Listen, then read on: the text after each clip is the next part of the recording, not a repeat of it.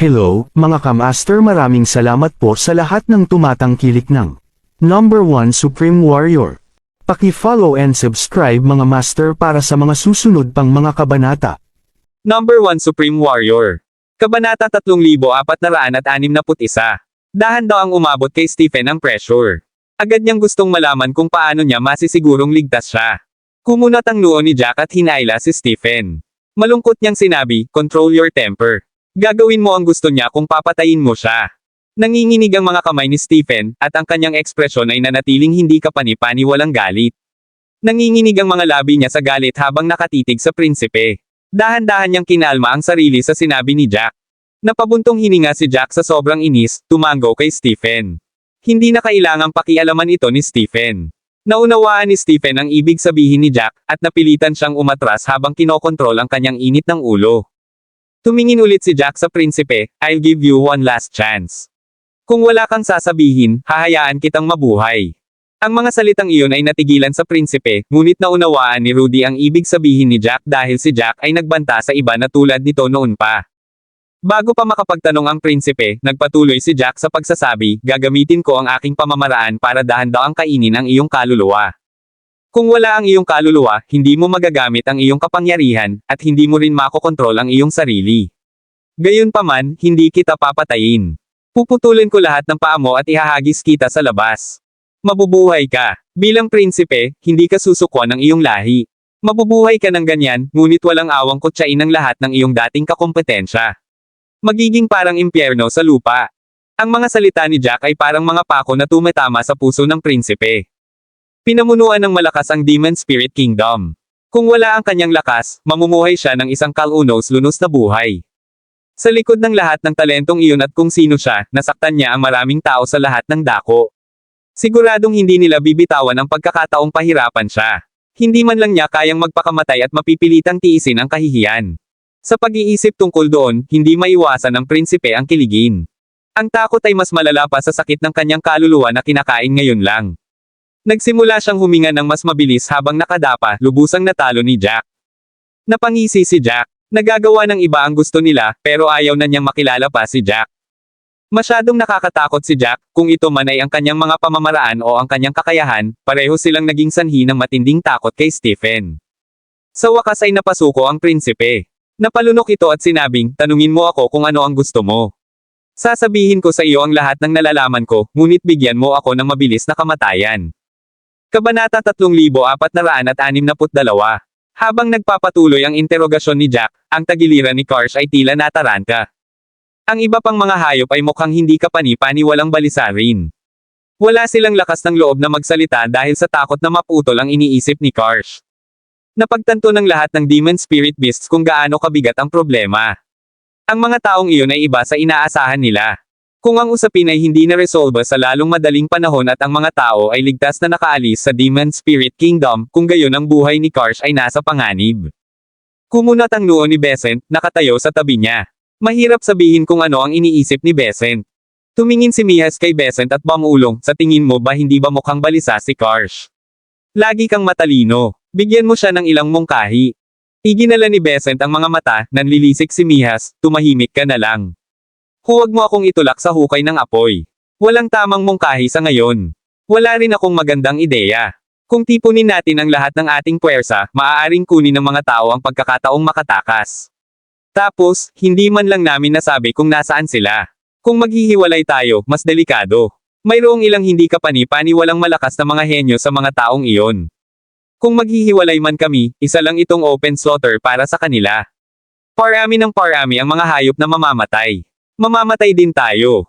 Pagkasabi noon, hindi napigilan ni Besant na mapabuntong hininga, pakiramdam niya ay hindi masyadong maliwanag ang hinaharap. Parang mali lahat ng kaya nilang gawin. Hindi ito matanggap ni Mihas at nagdikit ang mga ngipin na may gustong sabihin. Gayunpaman, ito ay masyadong simple isip upang malaman ang anumang bagay.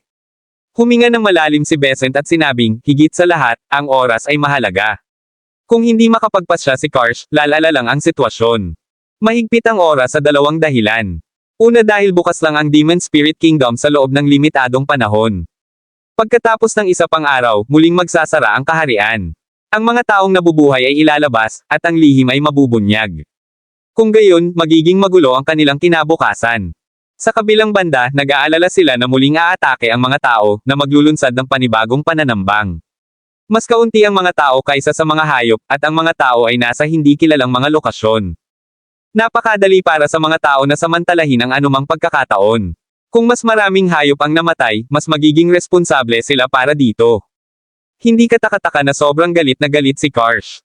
Tumingin si Mihas kay Karsh, at wala siyang maisip. Walang magawa ang sinabi nito, wala pa ring alam ang hari. Hindi ako maglalakas loob na isipin kung ano ang mangyayari sa amin kung malaman niya. Kahit na wala siyang magawa sa atin ngayon, kapag natapos na ang lahat, tayo ay nasa mundo ng pagdurusa. Kabanata 3463. Walang magawang umiling si Besant. Ito ay isang bagay na hindi maiiwasan. Isa itong lawa na pulang dugo na patuloy na umaagos. Napuno ng makapal na amoy ng dugo ang buong lugar. Ang sino mang walang malakas na paghahangad ay ganap na mayayanig sa lugar at magsisimulang magsuka o mahihimatay. Sa gitna ng lawa ay isang bilog na entablado na halos 150 metro ang lapad. May isang demon spirit beast na nakaupo doon na nakapikit. Maliban sa pagkakaroon ng mga sungay sa ulo nito, wala itong pinagkaiba sa isang tao. Maputi ang balat nito at nakasuot pa ng tao. Kung wala itong mga sungay na iyon, kahit ang mga demon spirit beast ay hindi masasabi kung ano iyon. Ang demon spirit beast ay may madilim na ulap sa itaas nito, at patuloy na kumikislap ang kulog sa loob ng mga ulap na iyon. Maririnig ang galit na mga yabag, at nanlaki ang mga mata ng hayop habang nakatingin ito sa malayo. Sa labas ng Blood Lake, lumuhad ang isang hayop na may katawan ng ahas, Panginoon ko. Masama ang sitwasyon. Nawala ang 13 prinsipe. Masyadong tuso ang mga taong iyon. Tinambangan nila kami. Ang pinuno ay ganap na hindi makagawa ng desisyon sa ngayon. Ang hayop sa ilalim ng mga ulap ay ang hari ng demon spirit beasts, si Diant. Nakahinga si Diant ng madilim na kulay na gas, at ang mga gintong mata nito ay kumikinang sa panganib sa kanila. Basura silang lahat. Ang lahat ng mga assurance na ibinigay ni Karsh bago sila kumilos ay isang kargado lamang ng kalokohan. Madaling sabihin, ngunit wala siyang silbi sa lahat ng bagay. Ano ang silbi ng pagkakaroon niya sa paligid? Lumuhad ang ahas sa lupa, nakatingin sa ibaba na bahagyang nanginginig ang katawan. Sa sandaling iyon, napuno ito ng takot. Sa pagharap sa galit ng hari, hindi siya makapagbitaw ng kahit isang salita.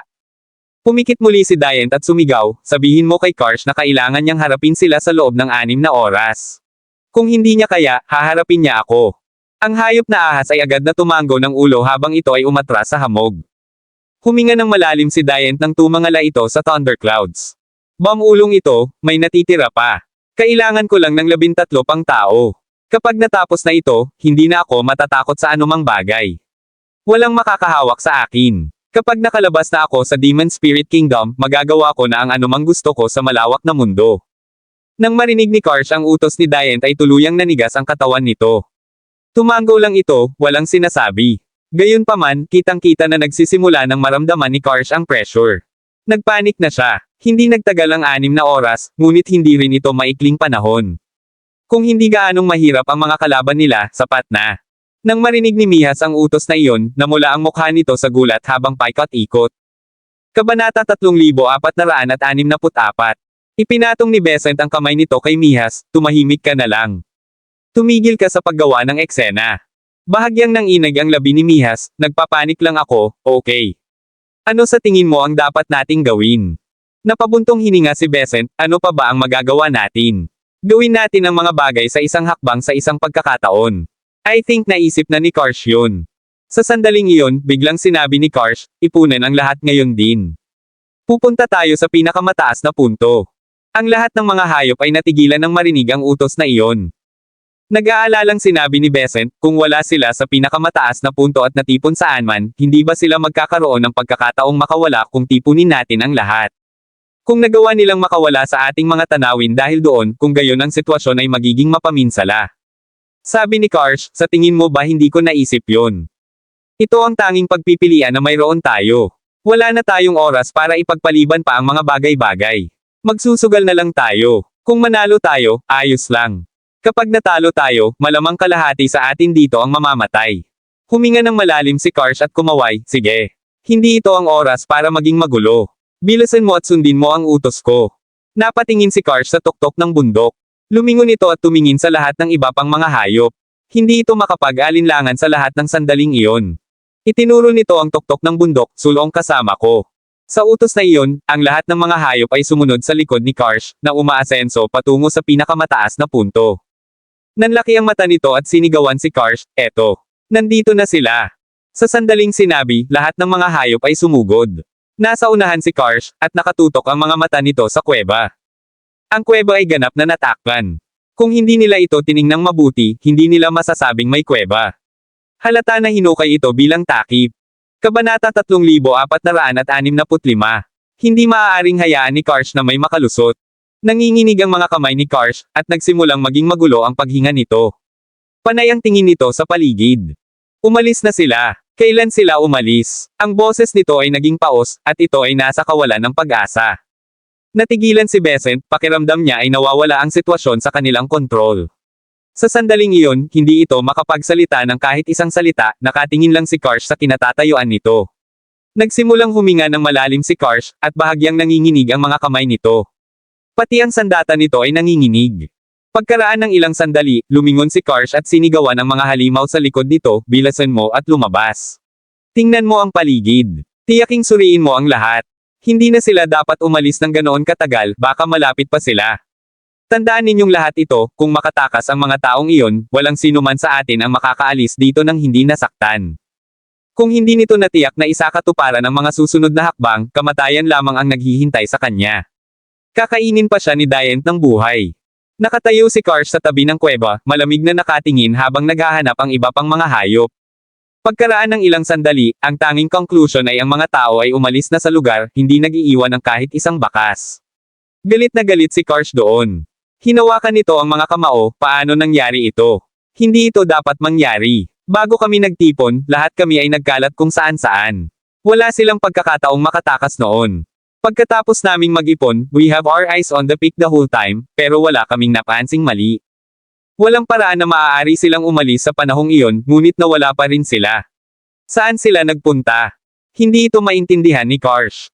Nakagawa na ito ng pangwakas na desisyon matapos itong pag-isipang mabuti. Ito ay sumugal na ang mga tao ay nasa tuktok, at ito ay tama. Gayunpaman, ang mga tao ay nagkaroon. Nakaalis na. Kailan sila umalis? Sa pag-iisip tungkol dito, hindi maintindihan ni Karsh kung kailan nila ginawa iyon. Hindi sila dapat magkaroon ng pagkakataon na gawin iyon. Napabuntong hininga si Karsh, nanginginig ang buong katawan nito. Pati si Besant ay nagpapanik na rin. Nagmamadali itong lumapit at tumingin sa ibaba mula sa pinakamataas na punto bago muling tumingin sa kuweba. Sinabi nito, umalis sila, ngunit hindi sila umalis sa direksyon namin. Pagkatapos nitong sabihin iyon, itinuro ni Besant ang hamog. Nanlaki ang mata ni Karsh nang bigla itong lumingon. Noon lamang nito napagtanto na masyado na itong nagpanik, at hindi niya namalayan ang puntong iyon. Kabanata 3466. Ang mga taong iyon ay hindi lamang kailangang dumaan sa kanila upang umalis. Maaari rin silang dumaan sa fog sa likod nila. Mahina ang boses ni Karsh, at medyo nanginginig, gaano kalamang sa tingin mo ay nasa loob na sila ng hamog. Tumingin si Besant sa kuweba, at medyo lumubog din ang boses nito, may 70% pagkakataon. Ngayon ko lang napagmasdan ang lahat. Ang lahat ng lupa ay bagong hamukay, at ang mga bakas ng paa ay naiwan din. Ang kuweba ay dapat na ginawa kamakailan lamang. Hinukay nila ito para hindi namin mahanap. Gayunpaman, wala sila rito ngayon, at palagi kaming nasa ibaba. Wala silang oras para makatakas, kaya iisa lang ang posibilidad. Pumasok sila sa hamog. Nagsisimula ng magpanik si Karsh, kung mahanap nila ang Blood Lake, patay tayong lahat. Ang pagpasok sa hamog ay mas masahol pa para sa kanila kaysa sa pagkawala ng marami sa kanilang mga numero sa isang napakalaking labanan. Matindi ang init ng ulo ni Diant. Hanggat hindi ito masaya, wala ni isa sa kanila ang makakaalis dito nang hindi nasaktan. Nagmamadaling sinabi ni Besant, talagang hindi na kailangang mag-alala. Ang Blood Lake ay nasa pinakamahalagang punto ng fog. Maging tayo ay umaasa sa ating memorya upang makarating doon. Malaki ang posibilidad na matatalo rin tayo. Dahil hindi pa nakapasok ang mga tao, maliban kung may manguna sa kanila, walang paraan na maabot nila ang Blood Lake. Huminga ng malalim si Karsh, hindi nagsasalita. Sa sandaling iyon, ang tanging magagawa lamang nito ay patuloy na manalangin na ang mga tao ay hindi pinalad na mawala sa hamog at nawala sa kanila ang makalapit sa Blood Lake. Tumangala si Karsh sa fog at sinabing, dapat na-activate na ang Skylocking Array. Walang makakapasok sa Blood Lake, ngunit nakakalapit pa rin sila dito. Hanggat walang sino man sa kanila ang makagambala sa paglilitis ng hari, dapat nating bumawi sa ating mga pagkakamali. Makinig ka sa utos ko ngayon din. Ang lahat ng mga hayop ay dapat sumunod sa akin sa ulap at hanapin ang mga tao. Sa sandaling mahanap mo sila, mag-issue ka agad ng signal. Sabay-sabay na tumango ang lahat ng hayop. Sabay-sabay silang pumasok sa fog. Sa sandaling iyon, naghahanda na si Diant na sumailalim sa pagsubok sa gitna ng Blood Lake. Sa sandaling iyon, muli itong nakarinig ng mga yabag mula sa malayo. Napakunot ang noo ni Diant habang namumuo ang galit sa isip nito. Nagtaka ito kung sinong mga hayop ang nangahas na lumapit sa Blood Lake sa sandaling iyon. Hindi sila dapat matakot na magalit ito at patayin sila. Kabanata 3467. Mukhang naka-green na robe ang tao at may gwapong mukha. Naglakad ang taong iyon patungo sa gilid ng Blood Lake. Kumunat ang noo ni Diant, tao. Ang taong iyon ay walang iba kundi si Jack. Ngumisi siya habang nakatingin kay Diant sa gitna ng Blood Lake. Bahagya niyang ipinikit ang mga mata. Ang prinsipe ay tapat at hindi nagsinungaling. Naroon talaga ang tinatawag na hari, at ito ay isang mahalagang sandali. Tumangala si Jack sa mga rune na iyon at ngumiti, ito ay isang perpektong oras, hindi ako nakaalis kahit isang segundo. Iyon ay ang Skylocking Array. Ito ay isang hanay na inilagay ni Diant upang matiyak na hindi siya naaabala sa panahon ng paglilitis. Magsisimula na ang paglilitis, at papasok na si Diant sa pinakamahina nitong kalagayan. Gayunpaman, nagawa pa rin itong lumaban. Malamig na tinitigan ni Diant si Jack. Bigla itong ngumisi, brat. Ano tawag sa'yo sa napakaraming taon, ikaw ang unang taong nakapasok sa Blood Lake ng buhay. Hindi ako makapaniwalang napakatapang mo. Nakataas ang kilay ni Jack habang nakangiti kay Diant, nabalitaan ko na may hari ang Demon Spirit Beasts. Nagulat ako, sa totoo lang. Ginulo ko na ang lahat ng lalaking iyon, ngunit ni minsan ay hindi nagpakita ang hari. Ngayon, sa wakas naiintindihan ko na. Matapos mapasuko ang prinsipe, sinabi nito ang lahat ng sikreto nito kay Jack. Ang hari ay talagang hindi kailanman nagpakita upang protektahan ang sarili. Malapit na itong dumaan sa pagsubok sa pamamagitan ng kidlat. Karaniwan, ang tinatawag na hari ay dapat na namatay maraming taon na ang nakalilipas. Naging kakaiba si Jack nang mabalitaan niyang may hari ang mga hayop. Iyon ay dahil ito ay ganap na naiiba sa inaasahan niya. Lumabag din ito sa mga batas ng Whirling World. Ang umiikot na mundo ay may napakaraming panuntunan sa lugar. Kahit na nagpatayan sila sa isa't isa o anumang bagay, lahat ito ay nasa loob ng mga patakaran. Walang lumampas sa mga patakaran. Tumaas ang isang kilay ni Jack at sinabing, akala ko ay sinisipsip mo ang dugo para lumakas ang iyong sarili, ngunit ginagamit mo talaga ito upang ipagtanggol ang iyong sarili laban sa kidlat. Sa sandaling iyon, may patong na dugo sa itaas ni Diant. Napakasiksik, at may mga 50 o 60 tao ang halaga ng dugo. Kabanata 3468. Sa sandaling iyon, lahat ng dugo sa kanilang katawan ay nakuha na. Siguradong patay na sila. Napabuntong hininga si Jack, kaya sa simula pa lang, ang biktima ay talagang mangangaso, at ang mangangaso ay ang biktima. Bigla akong naging nakakatawa. Pinaikit ni Diant ang mga mata, agad na pinagmasdan ang lahat, mukhang sinabi sa iyo ng suwail kung anak ang lahat. Mga basura talaga silang lahat, parehong si Karsh at ang pang-13. Hindi nila ako matutulungan sa isang mahalagang sandali, at pabigat lang. Kapag nalampasan ko na ang pagsubok na ito, dahan-dahan ko silang babayaran. Hindi ito pinansin ni Jack at nagpatuloy sa pagsasalita, hanggat dumaan ka sa pagsubok na ito at sumisipsip ng dugo ng isa pang 13 tao, magagamit mo ang siksik na dugo para tapusin ang isang array. Hindi ka na mararamdaman ng kidlat, at makakaalis ka na rito. May dalawang gamit ang dugo ng tao. Sa sapat na dugo upang masakop ang bawat bahagi ng katawan nito, iisipin pa nga nito sa mga batas na ito ay tao. Pagkatapos, maaari nitong gamitin iyon para mapaalis sa lugar na ito. Malakas na sabi nito, parang sabi mo. Hanggat may sapat akong dugo, makakaalis ako sa lugar na ito. Sa aking mga kasalukuyang kakayahan, napakadaling pakitunguhan kayong mga tao. Ako ay nakulong dito sa loob ng maraming taon. Pagod na ako sa lahat ng mga paghihigpit na ito. Kapag nakalabas na ako, patuloy akong lalakas at magiging isa sa pinakamalakas na nilalang. Hindi napigilan ni Jack ang pagtawa. Iba ka talaga. I can assure you, mas ligtas pa ang lugar na ito. Mamamatay ka lang kung aalis ka sa lugar na ito. Huwag mong isipin na ganoon kaina ang mga tao. Naging totoo si Jack. Ang labas ng mundo ay malawak, ngunit ang maliit na demon spirit beast na iyon ay masyadong mataas ang tingin sa sarili. Napangisi si Jack, ayaw ng pag-isipan pa ang problema. Sa sandaling iyon, tumalon siya at tumungo sa entablado sa gitna. Malamig na tiningnan ni Diane si Jack, hindi umaatake. Nang makarating si Jack sa gilid ng entablado, ngumuso si Diane at tinignan si Jack ng masama. Tinuro nito ang dibdib. Nagkaroon ng bahagyang pulang glow doon. Malamig na sabi nito, sinisikap mo ba akong patayin dahil sa Blood Essence Stone na ito? Kabanata 3469. Natawa si Diane nang marinig iyon. Nagsimula itong tumingin kay Jack na parang tulala. Napatingin si Diane kay Jack nang may interes, alam mo ba kung bakit hindi kita inatake? Sagot ni Jack, ito ay dahil tiwala ka sa iyong sarili.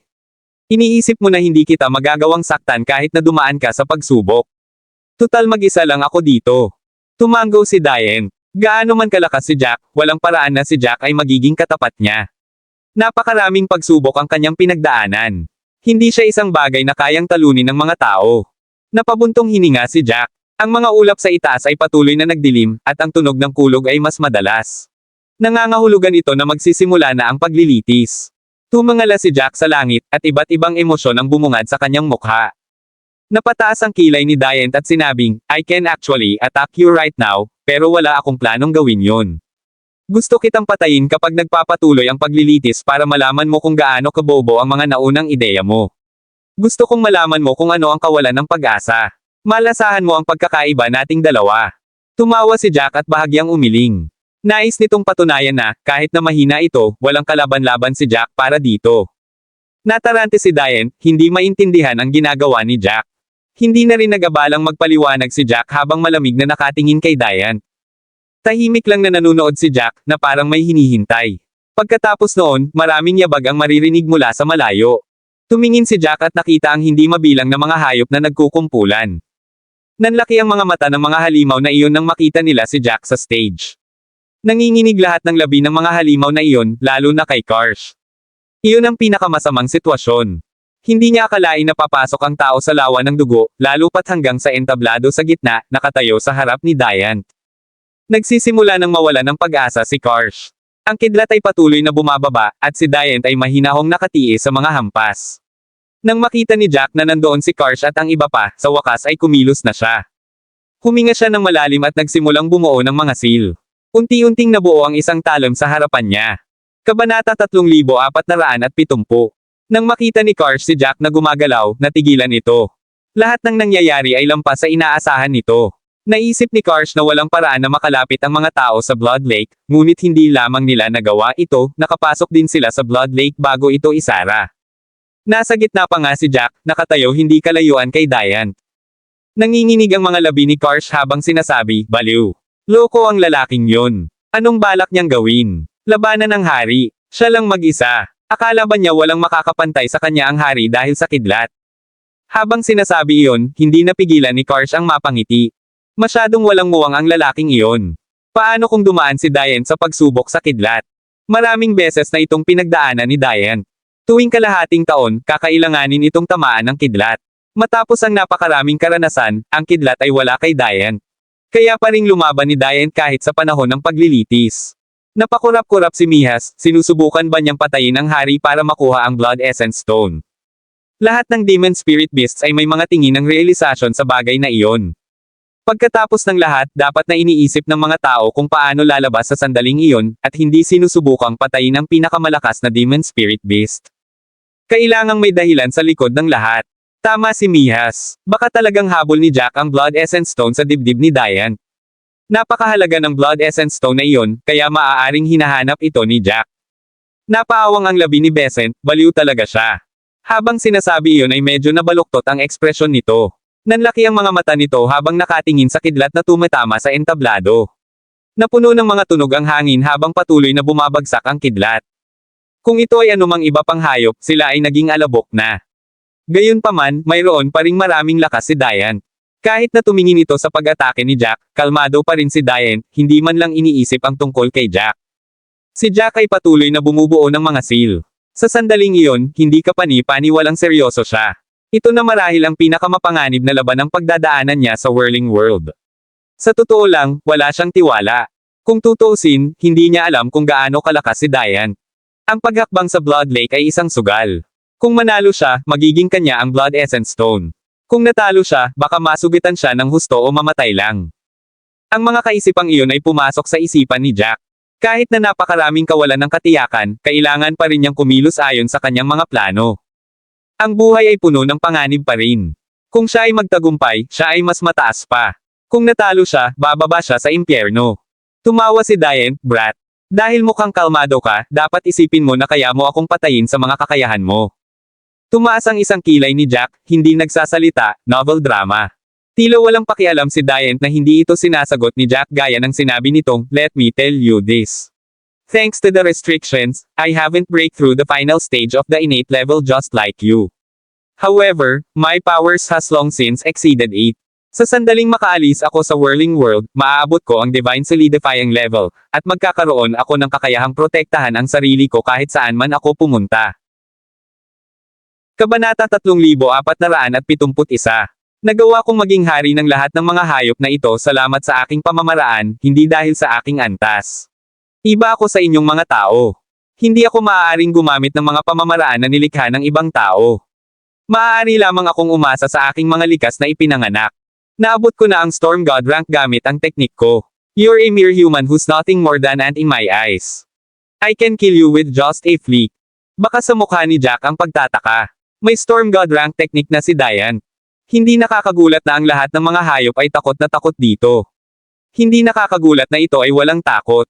Ang kanyang teknik ay isang Storm God rank teknik din, ngunit hindi lubos na kumpiyansa si Jack na kaya niyang talunin si Diane. Pagkatapos ng lahat, ang Storm God rank teknik ni Jack ay nasa unang yugto pa lamang. Hindi niya alam kung gaano kalayo ang narating ng halimaw na nasa harapan niya. Kumunat ang noo ni Jack at huminga ng malalim, "Anong stage na ba ang narating mo?" Ang mga natural-born technique ay mula sa kanilang sariling mga katawan, ito ay mas madaling matutunan kaysa sa mga tao na nag-aaral ng iba pang mga diskarte. Ngumisi si Diane at sinabing, "Isang hakbang na lang ang layo ko sa ikalawang yugto." "Brat, natatakot ka na ba? Pero wala nang silbi. Siguradong mamamatay ka sa kamay ko ngayon."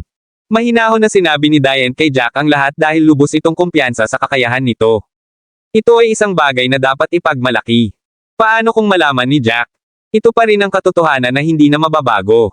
Nang marinig iyon ni Jack, huminga siya ng dalawang malalim at inalis ang lahat ng kawalan ng katiyakan at takot sa kanyang isipan. Nagsimula siyang bumuo ng higit pang mga selyo, hindi nag-aksaya ng anumang oras habang naghahanda siyang lumaban. Baka sa mga mata ni Diane ang pagtataka sa pagiging mapagpasyahan ni Jack. Inakala nitong si Jack ay magsisimulang manginig sa takot pagkatapos nitong ihayag ang kapangyarihan nito, nang hihinayang sa desisyong harapin ito. Gayunpaman, ang kabilang partido ay hindi kapani-paniwalang mapagpasyahan, hindi man lang nag-aksaya ng anumang oras bago salakayin. Biglang nasaktan si Diane dahil doon. Gayunpaman, tumagal lamang ito ng ilang sandali bago ito nakalimutan. Ang kanang kamay nito ay pinalapot ang dugo upang protektahan laban sa kidlat habang ang kaliwang kamay nito ay nagsimulang bumuo ng mga selyo. Ang mga sil na iyon ay nagsimulang maglabas ng berdeng liwanag sa hangin. Bigla itong naging mga berdeng ahas na umiikot sa himpapawid na nagpapakita ng mga makamandag na ngipin. Kung hinawakan ng mga tao ang lason, agad silang magsisimulang mabulok. Ang mga ahas ay nagsimulang magtipon ng hindi kapani-paniwalang mabilis. Ang Maybird kulay abong-glow ay kumislap sa mga ahas na iyon. Nagsimula silang magsanib na bumubuo ng berdeng talam. Ang talam ay napapaligiran ng isang siksik at nakal-alasong gas. Ang masasamang enerhiya ay umikot sa talam. Pagtingin pa lang nito ay nanginag na ang lahat. Ngumisi si Diane, "This is my natural-born technique, brat. Kahit wala ako sa best state ko ngayon, hindi ka pa rin makakapantay sa akin. Hanggat hinawakan mo ang poison gas, sisirain nito ang iyong tunay na enerhiya. Mabubulok ang iyong katawan pagkatapos makontaminado, at walang makakapagligtas sa iyo." Isang nakakatakot na kislap ang sumilay sa mga mata ni Diane. Kumunat ang noo ni Jack. Talagang mahirap ang sitwasyon. Huminga siya ng malalim at gumawa ng higit pang mga selyo, itinulak ang lahat ng kanyang tunay na enerhiya. Halos ginagamit niya ang lahat ng totoong enerhiya sa kanyang katawan para gamitin ang Broken Soul Blade. Kabanata 3472. Nagsimulang mag-buzz ang sirang Soul Blade. Ito ang pinakamalakas na pag-atake na ipinakita ni Jack mula noong nagsimula siyang gumamit ng Soul Sky. Isang pag-atake ang magpapasya sa mananalo. Ang natalo ay magdaranas ng mapangwasak na kahihinatnan. Nanlaki ang mga mata ng lahat ng hayop sa sandaling iyon. Kahit na pakiramdam nila ay hindi mapapantayan ni Jack si Diane kahit na may dalawang Jack doon, interesado pa rin sila. Tumaas ang isang kilay ni Mihas, patay na ang brat na ito. Walang makakapagligtas sa kanya. Sa sandaling sinabi ni Mihas na ang Broken Soul Blade ay nakipagsagupaan sa berdeng espada. Bang! Pagkatapos ng malakas na boom, makikita ang matinding shockwaves na mabilis na lumalawak. Si Jack ay pinalipad ng 20 metro sa likod ng sagupaan, humahampas sa reha sa palibot ng entablado. Lumipad ang mga bato sa buong entablado mula sa pagsabog. Isang bunganga ang nabuo sa lupa. Tumulo ang nakalalasong likido sa mga bato, mabilis na natunaw ang mga bato. Napahawak si Jack sa kanyang dibdib at nagsimulang umubo ng ilang beses. Dumura siya ng isang subo ng dugo, unti-unting gumagaling. Hindi siya nagdalawang isip na bunutin ang kanyang kulay abong espada mula sa mustard seed. Nagsimulang gumalaw muli ang kanyang mga kamay, na bumubuo ng mga sil na nagsimulang sumanib sa hangin. 100 soul sword ang lumutang sa harap ni Jack. Pinagsalikop ni Jack ang kanyang mga kamay, at 100 soul blades ang nagsanib sa isa. Napunta ito sa espada sa kamay ni Jack. Naging malamig ang ekspresyon ni Jack. Sa sandaling iyon, ibinalibag niya ang lahat ng iniisip habang nakatingin sa gitna ng entablado. Siya ay bumaril pasulong na parang palaso. Ang kanyang mga kamay ay mahigpit na nakahawak sa espada, lamala sa pinakamahalagang posisyon. Isang gray na slash ang inilunsad mismo sa ulo ni Diane. Sa sandaling iyon, hindi na kasing kumpiyansa si Diane tulad ng dati. Hinawakan nito ang dibdib gamit ang kaliwang kamay, at may dugo pang ang lumalabas sa bibig nito. Nanginginig ang buong katawan nito.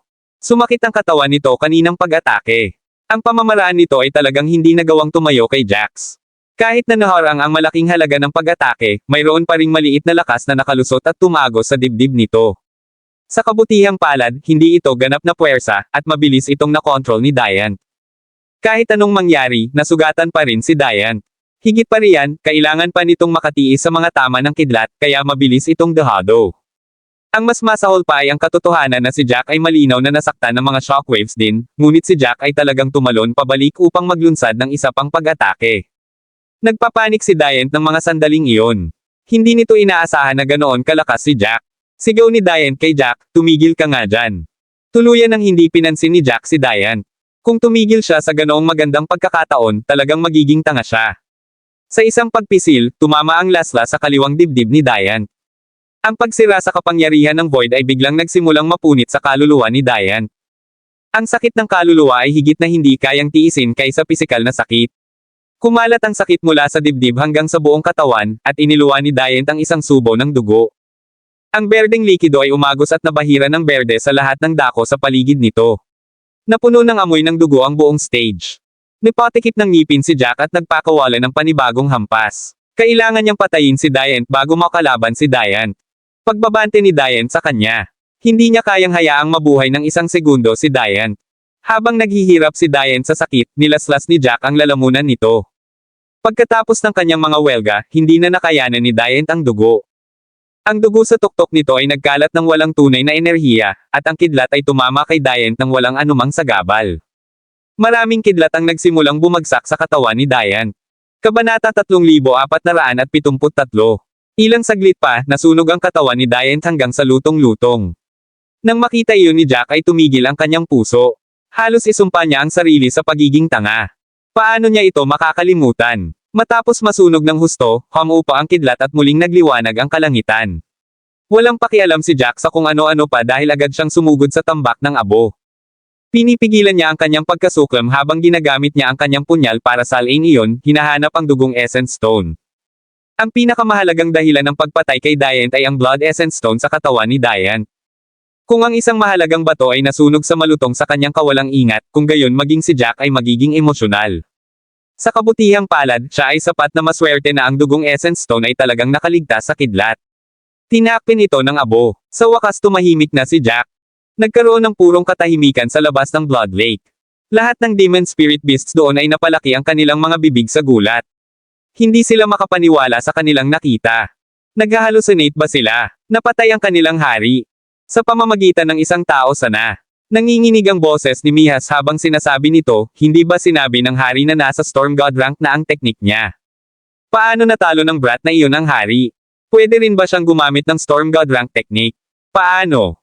Habang sinisigaw iyon ay medyo namamaos ang boses ni Mihas. Hindi nito maintindihan kung bakit ang lahat ng nangyari ay hindi nila inaasahan. Napakalakas ng hari. Kahit na ang hari ay wala pa sa buong kapangyarihan, si Diane ay higit pa sa isang tao. Malakas talaga ang brat na iyon, ngunit hindi siya dapat makipagkompetensya sa hari. Paano ito magiging resulta? Napatingin si Besant sa gulat na si Mihas at napabuntong hininga, sino ang tinatanong mo? Sino sa tingin mo ang makakasagot sa iyo? Napakaraming mandirigma ang nagtipon sa paligid ng transfer array ng Winehorde City patungo sa Demon Spirit Kingdom. Ang mga mandirigmang iyon ay halos mula sa mga mundo ng ikatlong baitang, at isang maliit na bahagi sa kanila ay mula sa mga mundo ng ikalawang baitang. Ang lahat ay nagtipon doon, at hindi sila nag-abala sa isa't isa sa simula. Ang mga mandirigma mula sa ikalawang baitang mundo at mandirigma mula sa ikatlong baitang mundo ay hindi nag-uusap sa isa't isa. Dahan-dahan, lahat ng naroon ay nagsimulang magtaka kung sino ang mapapasama sa tatlong nangungunang at makukuha ang mga gantimpala. Nabulabog ng mga talakayang iyon ang maikling katahimikan. Ang mga mandirigma mula sa ikalawang baitang mundo ay nagsabi na ang unang tatlong lugar ay tiyak na pag-aari nila at ang mga ikatlong baitang mundo ay walang makukuhang anuman. Samantala, sinabi ng mga mandirigma mula sa ikatlong baitang mundo na ang mga mandirigma mula sa ikalawang baitang mundo ay marunong lamang magyabang. Hindi nila inisip kung sino ang nasa Demon Spirit Kingdom. Kapag naroon si Jack, walang makakaagaw sa unang pwesto. Kasama si Jack, kahit na ang kaligtasan ay naging problema para sa mga mandirigma mula sa ikalawang baitang mga mundo. Maraming pagtatalo ang sumiklab, at wala ni isa sa kanila ang gustong sumuko. Lalong tumindi ang mga pagtatalo. Kung hindi dahil sa mga alituntunin sa lugar, sana ay nag-aaway na sila. Isang mandirigma mula sa Golden Continent ang sumigaw, "Stop mentioning Jack. Is he a god? Do you think the warriors from third grade worlds will be fine just because he's there? Stop joking." Kahit gaano kalakas si Jack, nag-iisa pa rin siya. Kabanata 3474. Wala sa mga mandirigma mula sa ikalawang baitang mundo na pumasok sa oras na ito ang maaaring maging katapat ni Jack, ngunit lahat ng 15 sa kanila ay magkakasama. Kahit si Jack ay walang magagawa sa kanila. You should be more aware. Jack might end up to be reckless and lose his life. It's not impossible. Si Jack ay karaniwang isang haligi para sa mga mandirigma mula sa mga mundo ng ikatlong baitang. Nang marinig ang mga mandirigma mula sa ikalawang baitang na mga mundo na insultuhan siya ng ganoon ay naging sanhi ng pagsabog ng mga mandirigma mula sa mga ikatlong baitang mundo. Isang mandirigma mula sa ikatlong baitang mundo ang sumigaw, "Tumigil ka na sa katarantaduhan mo. Kahit mamatay ang buong pamilya mo, magiging maayos pa rin si Jack. Naiinggit ka lang sa husay ni Jack." Malakas siya para talunin ang lahat ng mga mandirigma mula sa second grade worlds up. Biglang naging tense ang atmosphere. Hindi napigilan ng magkabilang panig ang pagmumura sa isa't isa. Ang mga mandirigma mula sa ikatlong baitang mga mundo ay nasa dulo na ng kanilang pasensya pagkatapos na patuloy na ibagsak ng mga mandirigma mula sa ikalawang baitang mga mundo. Sa sandaling iyon, hindi sila nagpapigil. Ang kanilang mga salita ay hindi kapani-pani walang malupit, at ang mga mandirigma mula sa ikalawang baitang mga mundo ay galit na galit. Ang isang mandirigma mula sa ikalawang baitang mundo ay talagang nagalit kaya gusto niyang sumugod, ngunit pinigilan siya ng kanyang mga kapwa alagad. Wala sila sa lugar kung saan maaari silang umatake. Kung sila ay tuluyang umatake at tamaan ng kidlat, kung gayon walang makakaligtas sa kanila. Nakalimutan nila ang tungkol sa oras pagkatapos ng ilang sandali na pagtatalo. Nang magsimulang umilo ang hanay ng paglilipat ay napagtanto nilang tapos na ang oras. Isang mandirigma mula sa ikalawang baitang mundo ang nagsabi, "Kahit ano pa ang sabihin ninyong lahat, hindi nito mababago ang mga resulta. Mabilis na bilangin kung ilang mandirigma mula sa ikatlong baitang mga mundo ang naiwan ko. Sa tingin ko ay dapat kang magpasalamat kung mayroon pang 5. Nang marinig iyon, hindi nakatiis ang mga mandirigma mula sa ikatlong baitang mundo.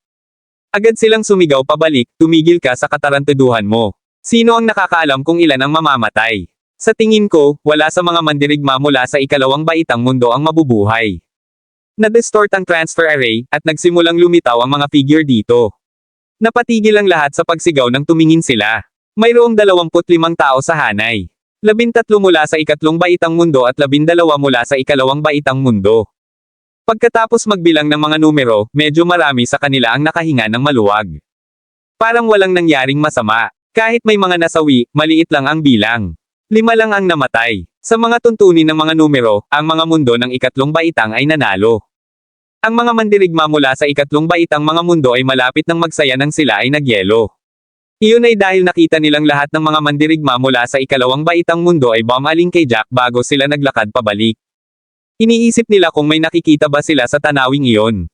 Kahit na hindi kapani-pani walang malakas si Jack, kakaibang makita ang mga taong yumuyuko sa kanya. Ang isang tulad ni Stephen ay hinding-hindi tatalikuran ang kanyang pride ng ganoon kadali. Hindi lamang ang mga mandirigma mula sa ikatlong baitang mundo ang hindi nakaintindi, ang mga mandirigma mula sa ikalawang baitang mundo ay hindi rin nakaintindi. Lahat ng mga mandirigma doon ay nagpalitan ng mga tingin ng pagtataka. Sila ay hindi kapani-paniwalang nalilito. Bakit nagbago ang lahat pagkatapos makapasok sa Demon Spirit Kingdom? Kabanata 3475. Pagkatapos nito, ang mga ranggo ay inihayag. Hindi nakakagulat, si Jack ang nasa unang lugar. Si Stephen ay nasa pangalawa habang si Cloud ay nasa pangatlo. Pumunta si Jack para kunin ang kanyang kayamanan. Hindi nagabalang tingnan ni Jack kung ano ang reaksyon ng iba sa kanila. Tumango siya kay Cloud at sa iba pa bago siya umalis kasama si Rudy nang hindi man lang lumingon. Ang nangyari sa Demon Spirit Kingdom ay mabilis na kumalat sa buong lungsod. Nagulat ang lahat ng mga mandirigma sa Winehorde City. Ang Demon Spirit Kingdom ay talagang nagtatago ng napakalaking pukana na hindi alam ni isa sa kanila. Kung si Jack ay hindi naging bahagi nito sa pagkakataong ito, lahat sila ay malamang na namatay. Iyon ang nagpaliwanag kung bakit napakagalang ni Stephen kay Jack. Kung ano ang nangyari pagkatapos noon, walang pakialam si Jack at ayaw malaman. Nakuha na niya ang gusto niya, at wala na sa panganib. Kahit na siya ay nagduso ng ilang mga pinsala, ang mga pinsala ay wala sa kanya. Pagbalik sa inn, agad niyang inilabas ang Blood Essence Stone. Binalak niyang i-absorb ang bato bago siya lumipat sa susunod na lokasyon. Nasanay na si Rudy, at walang sinabi si Rudy habang nakahanap siya ng sulok na mapagpahingahan. Pagkatapos ng 5 araw, tapos na si Jack. Ang Blood Essence Stone ay naglalaman din ng soul energy, ngunit ito ay siksik din sa dugo. Pakiramdam niya, kapag umalis siya sa Whirling World at umalis sa mga paghihigpit sa lugar, malamang na agad siyang tumalon sa Spring Solidifying level o kahit sa Divine Solidifying level. Ang Soul Sky ay bumuti rin, at siya ay isa pang hakbang na mas malapit sa ikalawang yugto. Nang gabing iyon, isinama ni Jack si Rudy at umalis sa Winehorde City, patungo sa isang antas ng 3 lungsod. Ang umiikot na mundo ay malawak. Wala silang nakita ni isang tao sa daan. Pagdating nila sa harap ng Level 3 City, Chaos City, sa wakas ay nakita na nila ang mga taong dumadaan.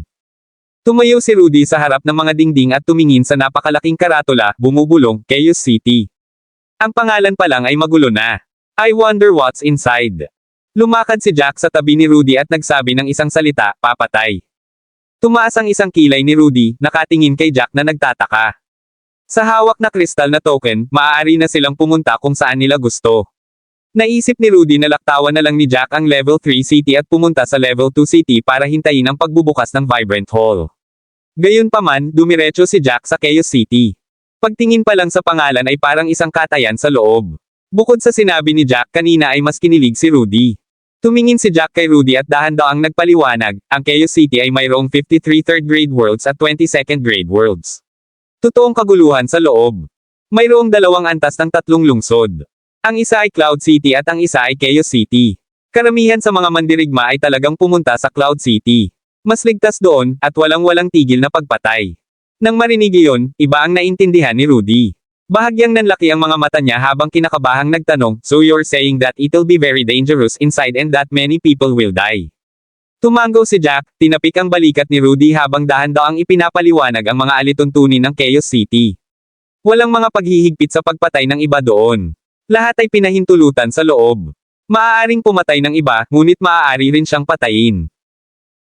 Kabanata 3476. Hinikayat ng Chaos City ang mga pagpatay, kaya't ang bawat tao o hayop na pinatay sa paligid nito ay magbubunga ng mga gantimpala. Karamihan sa mga gantimpala ay mga espiritong kristal o materyales, ngunit ang pinakamahalagang gantimpala ay mga gintong susi. Ang mga gintong key ay magbubukas ng random na gantimpala. Nagkaroon ng pagkakataon na makakuha ng gininto ang susi sa pamamagitan lamang ng pagpatay ng isang tao o hayop, ngunit may pagkakataon ding hindi makakita ng kahit isang gintong susi pagkatapos pumatay ng 100. Gayunpaman, sa sandaling makuha ng isang tao ang isa, maaari silang magtungo sa Stage of the Nine, gamit ang gintong susi upang buksan ito. Ang entablado ay magbibigay ng mahalagang gantimpala batay sa bilang ng mga gintong susi. Kung mas maraming gintong susi ang mayroon ng isa, mas malaki ang halaga ng mga gantimpala.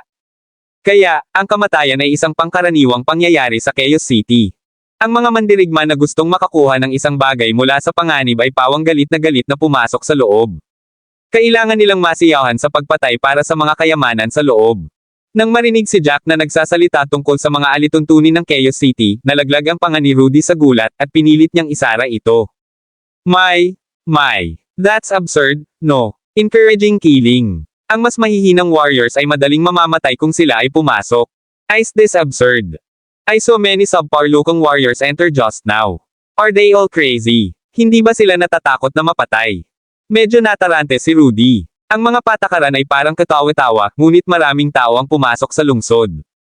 Pakiramdam ni Rudy ay nawala na sila ng gana sa paghahanap ng kayamanan. Dahil ang pagpatay ay magbubunga ng mga susi sa pagbubukas ng Stage of the Nine, kung gayon ang Chaos City ay karaniwang naging palaruan para sa mga makapangyarihan. Maaaring patayin ng malalakas ang mahihina hanggat gusto nila, at ang mga mandirigma na katamtaman lamang sa kasanayan ay papatayin lamang ng malalakas. Gayunpaman, hindi maintindihan ni Rudy kung bakit napakaraming mandirigma pa rin ang pumasok na tila hindi ganoon kalakas. Tumawa si Jack sabay tapik sa balikat ni Rudy. You can't think of it way. The strong wouldn't bother killing the weak because it's a waste of time. Mas gugustuhin nilang gamitin ang oras na iyon para harapin ang iba pang malalakas na mandirigma. Hindi ba sinabi ko na sa iyo noon? Hindi mo maaaring ilagay ang mga gintong susi sa spatial storage. Maaari mo lamang itong isabit sa iyong tao. Kung may namatay na may gininto ang susi, kukunin ng mga kalaban ang mga susi nila. Isipin mo na lang. Kung ikaw ang mas makapangyarihang individual sa larong ito, magpapatuloy ka ba sa pagpatay sa mahihina para makuha ang mga susi na maaaring hindi mo makuha, kahit na pumatay ka pa ng 100 mandirigma? O, papatayin mo ba ang mga mandirigmang may mga gintong susi na sa kanila? Ang mga spatial na imbakan ay gumuho sa pagkamatay ng isang tao, at lahat ng nasa loob ay mawawala. Walang sino man ang makakakuha ng anuman mula rito. Gayunpaman, ang mga gintong susi ay hindi pinahintulutang ilagay sa loob, at kailangan itong dalhin sa paligid. Ang malakas ay titingin lamang sa mga mandirigma na may gintong mga susi at hindi mag-aaksaya ng oras sa mga regular na mandirigma. Tumawa si Jack at nagpatuloy, yung may mga gintong susi ay mapapaligiran din ng pulang aura. Kung mas maraming susi ang mayroon sila, mas maraming bilog ang kumikinang sa paligid nila. Naintindihan naman agad ni Rudy. Ang mga mandirigmang iyon na may mga gintong susi ay parang mga sulong sa kadiliman. Ang malalakas ay ganap na nakatutok sa kanila, hindi pinapansin ang lahat ng mas mahihinang mandirigma.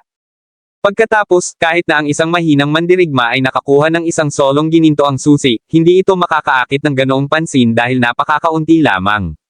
Ito ay magiging halata sa bilang ng mga gintong bilog. Marihing tumango si Rudy. Kaya nga, iyan ang nagpapaliwanag kung bakit maraming tao ang sumusugod kahit na napakadelikado. It's actually not as dangerous as I thought. Hanggat hindi ka gaanong malas, hindi masyadong delikado na makakuha ng mga kayamanan mula sa Stage of the Nine. Matapos maunawaan ang mga patakaran, tumigil silang dalawa sa pag-aalinlangan habang naglalakad sila sa Chaos City. Ito ay isang ganap na kulay abo na mundo na may dugong buwan na nakasabit sa kalangitan. Itim at bitek ang lupa dahil sa pagkatuyo. Sa paglalakad pa lamang nito ay nakarinig na ng kaluskos. Ang kapaligiran ay napuno ng aura ng kamatayan. Kabanata 3477.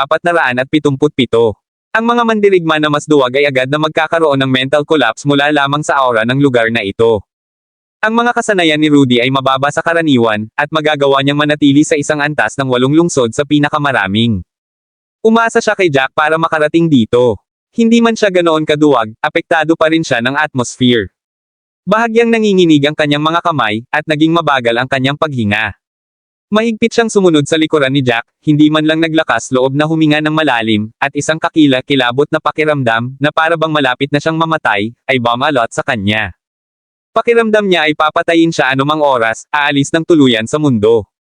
Bahagyang nanginginig ang boses ni Rudy. Jack, maglakad ng mas mabagal. Hindi ako makasabay. Masyadong nakakatakot ang lugar na ito. Ang Chaos City ay isang ganap na kakaibang mundo kaysa sa naisip ko. Hindi alam ni Jack kung gaano kalawak ang Chaos City, ngunit hindi niya makita ang mga pader ng lungsod pagkatapos pumasok. Ito ay isang walang katapusang kaparangan sa paligid nila. Ang buwan ng dugo ay nakabitin sa himpapawid, at ang lahat ay nakakaramdam ng napakakaba. Parang anumang oras ay lalabasan ang mga zombie. Napangiti si Jack nang walang magawa. Kung hindi mo kaya, ipasok mo muna ang mustard seed. Kaya ko na ang sarili ko. Medyo redundant ang sinasabi ni Jack. Kahit si Rudy ang nasa tabi niya, hindi pa rin siya makakatulong. Siya ay isang pasanin na maaaring makatulong lamang sa isang pares ng mga salita sa karamihan. Baka hindi niya masabi ang mga tamang bagay. Panay ang panginginig ng mga kamay ni Rudy, at tumango siya pagkatapos mag-isip tungkol dito. Walang kwenta sa kanya na manatili pa rin sa labas, makakakuha lang siya ng ilang karanasan sa karamihan. Sa sandaling iyon, itinaas ni Jack ang kanyang ulo at malamig na tumingin sa harapan.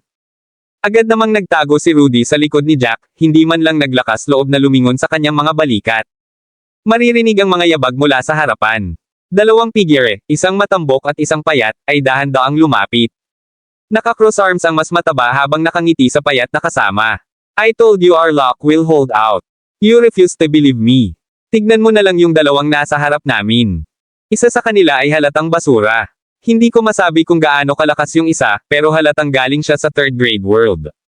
How lucky we are. Walang takot na nag-usap silang dalawa na panay ang tingin kay Jack at Rudy. Tumango ang payat na lalaki at tumingin kay Rudy na nasa likod ni Jack. Pagkaraan ng mahabang panahon na pagtingin kay Rudy, tumingin ito kay Jack at sinabing, "Brat. Ano ba ang naiisip mo, pumunta ka sa lugar na ganito? Sumama ka rin sa isang walang kwentang tao.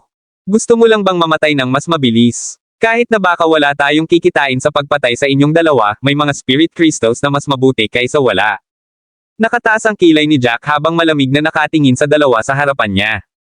Tumawa ang taong grasa. Hayaan mong turuan ko kayong dalawa ng leksyon ngayon, lalo na sa ibig sabihin ng panghihinayang. Dapat ay pumunta na lang sa Cloud City ang mga warriors na kasing kalibre mo. Baka nakaligtas ka sa ganoong paraan. Pinilit mong pumunta dito, kaya huwag mo kaming sisihin dito. Naglabas siya ng 1 metrong haba ng espada mula sa kanyang spatial storage habang sinasabi niya iyon. Malaki ang ngiti niya, nakatingin kay Jack na parang nakulong na kuneho. Inilabas din ng payat ang kanyang sandata. Ito ay isang gintong letigo. Tumaas ang isang kilay ni Jack, sa wakas ay tumugon sa kanilang dalawa, ang swerte lang natin, kung gayon. Nakabangga tayo ng dalawang mandirigmang walang-wala.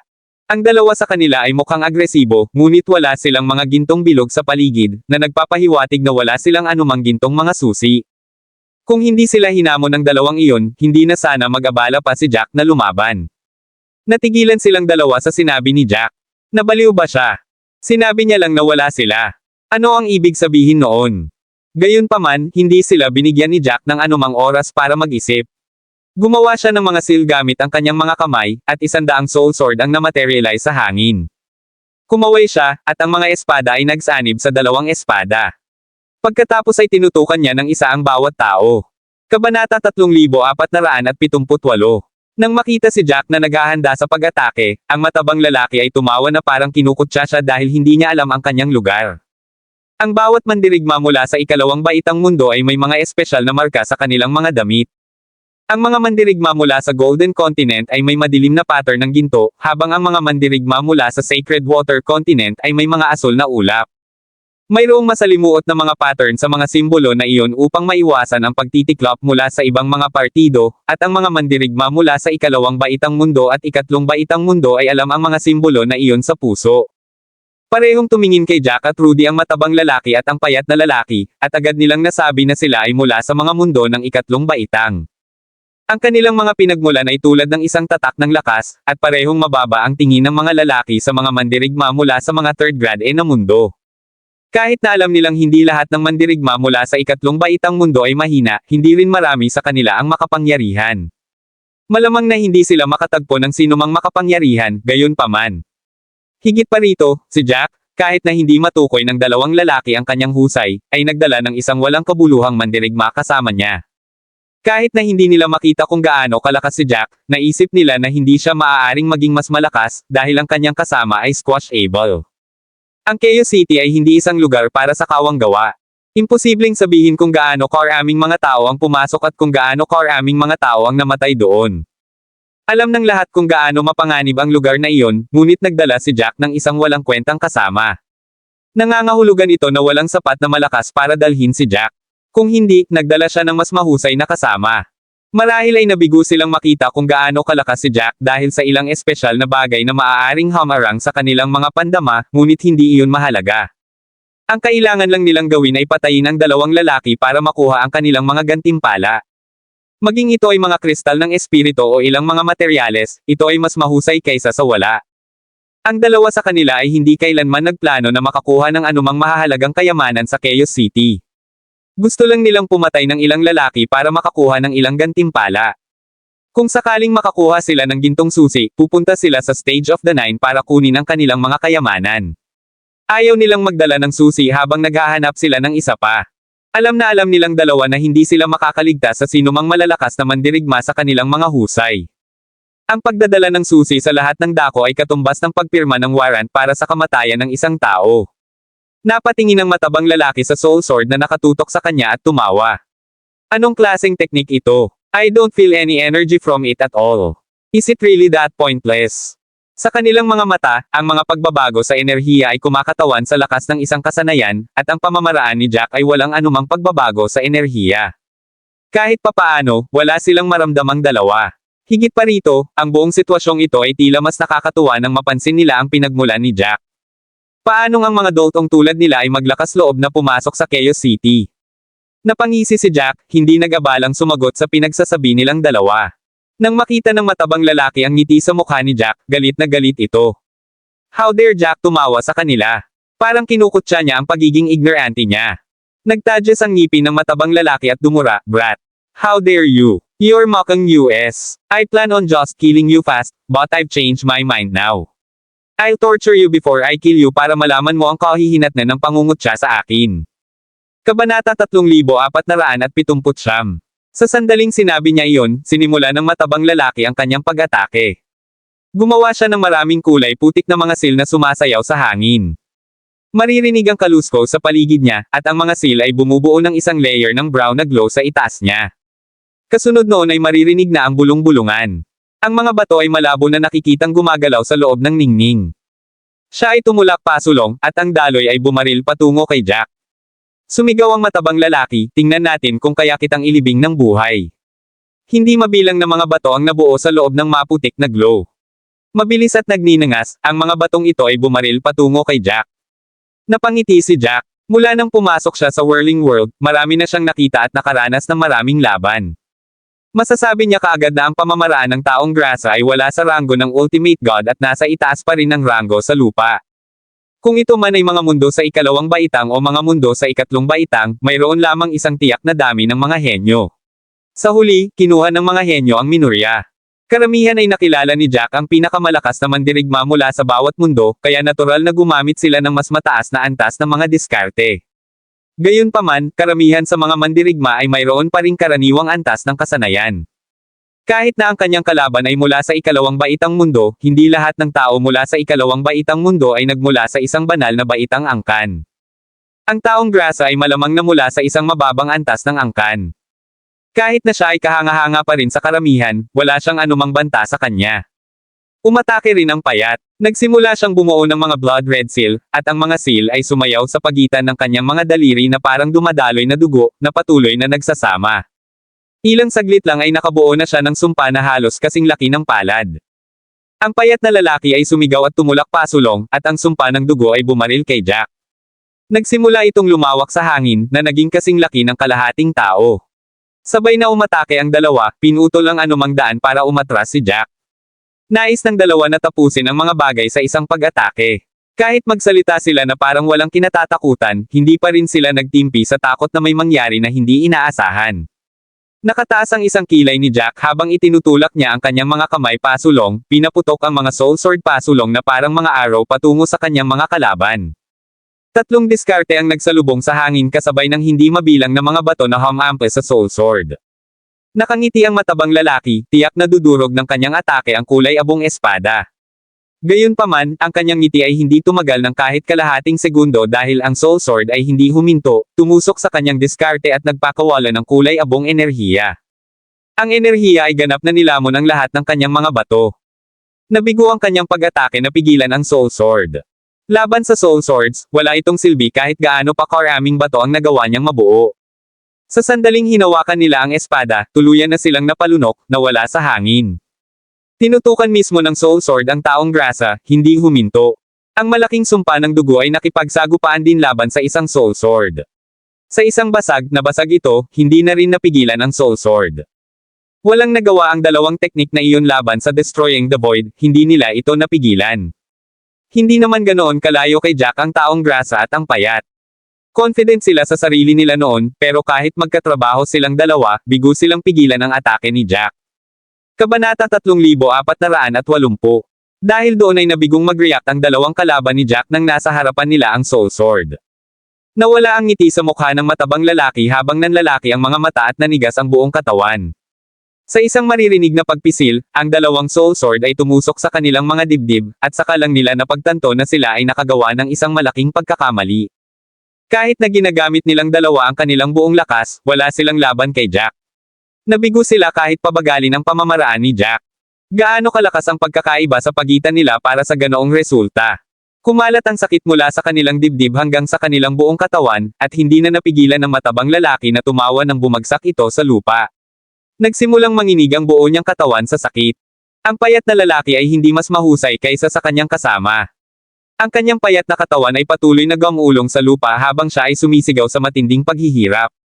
Tumaas ang isang kilay ni Jack na ikinatuwa nilang dalawa na nasa lupa. Napabuntong hininga si Rudy sa sobrang inis. At isipin na ang swerte ng dalawang ito. Sa pag-iisip pa lang ay hindi na napigilan ni Rudy ang pagtawa. Mabilis siyang naglakad papunta sa kanilang dalawa at sinabi sa taong matabang, sa tingin mo ba maswerte ka pa?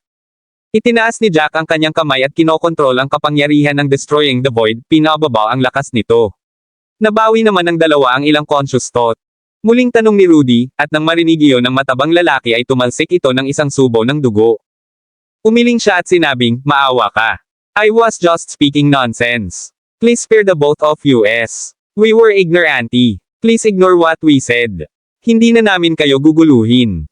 Ang lakas ni Jack ay umalis sa kanilang dalawa na walang iniisip na subukan man lang lumaban. Nakalimutan na nilang dalawa ang background ni Jack, at ang hiling lang nila ay palayain sila ni Jack. Tumawa si Jack, hindi man lang nagsasalita. Gamit ang kanyang espada sa kamay, nilaslas niya ang kanilang kasunod, agad silang pinatay. Pagkatapos noon, ang dalawang kumikinang na ilaw ay dahan-daang nagmula sa kanilang mga dibdib. Ang matabang lalaki ay nagpalapat ng isang piraso ng purple na ginto habang ang isang gintong susi ay nasa dibdib ng lalaking payat. Nang makita niya ang gintong susi na iyon, nanlaki ang mga mata ni Rudy. Wow! Ito ay isang gintong susi. Hindi ba tayo masyadong maswerte?